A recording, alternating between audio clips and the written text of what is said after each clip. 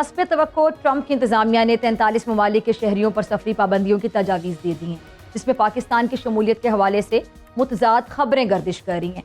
आलमी news agency Reuters के मुताबिक पाकिस्तान का नाम उस ग्रुप में शामिल है जिसमें कारोबारी मुसाफिरों को कुछ शराइत के साथ अमरीका में दाखिले की इजाज़त दी जा सकती है। और दूसरी जानिब अमरीकी अखबार न्यूयॉर्क टाइम्स के मुताबिक पाकिस्तान का नाम 10 ममालिक के साथ ऑरेंज लिस्ट में शामिल किया गया है। अच्छा, इस लिस्ट में पाकिस्तान के अलावा बेलारूस, म्यांमार, रूस और तुर्कमानिस्तान शामिल हैं।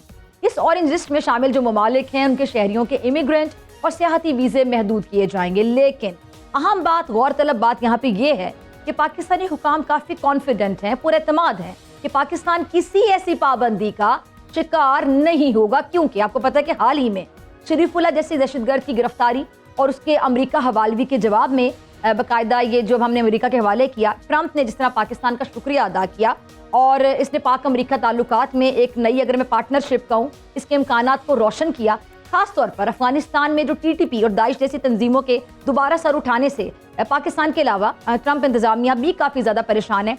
जो पहले तालिबान हुकूमत से अमरीका के इनखला के वक्त अफगानिस्तान में जो छोड़ा गया असलहा है, वेपन्स हैं, उनकी वापसी का मुतालबा भी कर रहे हैं। इस पूरी सूरत हाल पर बात करने के लिए मेरे साथ मौजूद मेहमान मौजूद हैं। साबिक फॉरेन सेक्रेटरी, साबिक एम्बेसडर शमशाद अहमद साहब, किसी तारुफ के मोहताज नहीं, बहुत शुक्रिया शमशाद साहब ज्वाइन करने के लिए, वक्त देने के लिए। शमशाद साहब, बहुत अरसे के बाद आप प्रोग्राम में आए हैं, बहुत अच्छा लग रहा है आपको देखकर। शमशाद साहब, इस इशू को आपसे बेहतर कोई नहीं समझ सकता, क्योंकि आप फॉरेन सेक्रेटरी के तौर पे भी खदमात अंजाम दे चुके हैं और साबिक एम्बेसडर भी रह चुके हैं। हम ये एक्सपेक्ट कर रहे थे, मैं अगर अपनी अंडरस्टैंडिंग की बात करूँ, बाकी आप मजीद रोशनी डालिएगा, कि जहाँ पर शरीफुल्लाह की गिरफ्तारी का मामला बना वहाँ पर भी अमेरिका ने हमारी तारीफ़ की, डोनाल्ड ट्रंप ने तारीफ़ की। उसके साथ साथ जिस तरह वेपन्स के हवाले से बात हो रही कि वेपन्स जो अफगानिस्तान में इतनी लंबी वॉर के बाद छोड़कर चले गए अमरीकी, वहाँ पे भी पाकिस्तान उनकी मदद कर सकता है, क्योंकि जाहिर बात है वहाँ पे हमारा भी एक स्टेक है कि वो वेपन्स हमारे खिलाफ दहशतगर्दी के लिए इस्तेमाल हो सकते हैं। अभी हाल ही में जो वाक़या हुआ जाफर एक्सप्रेस का, तो वहाँ पर भी जो अमरीकी साथ के जो जदीद तरीन असला है वो इस्तेमाल किया गया, वो चीज़ भी सामने आई।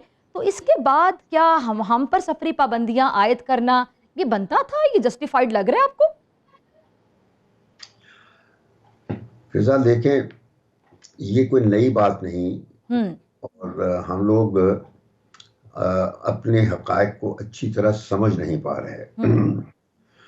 मुझे नहीं पता कि कितने मुल्कों को उन्होंने रेड लिस्ट में डाला है, कितनों को ऑरेंज में है या कितने येलो में है। It makes no difference. मैं आपको बताऊं, पहली बात तो ये है कि जो ट्रंप इस वक्त फैसले कर रहा है वो बजाते खुद एक अजीब बड़े क्वेश्चन मार्क्स उठाए जा रहे हैं।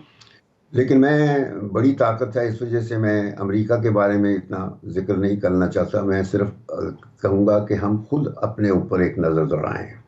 एक सवाल बतौर मुहिब्बे वतन पाकिस्तानी मेरे जहन में, और यकीनी तौर पे आप भी इस सवाल पर गौर करेंगे कि भारत जो कि बाकायदा दहशतगर्दी, टेररिज्म को प्रमोट करता है, तो इंडिया एक टेररिस्ट स्टेट है, वो क्यों नजर नहीं आती?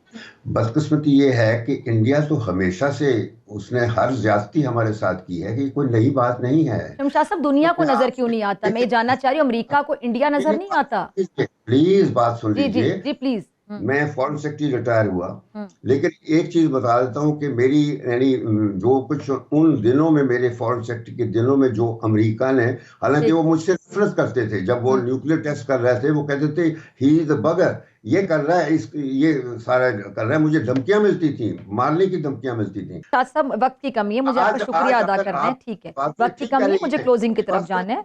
बहुत शुक्रिया। शमशाद अहमद साहब हमारे साथ थे, साबिक एम्बेसडर और फॉरेन सेक्रेटरी भी रह चुके हैं। सर, आपके वक्त का बहुत शुक्रिया।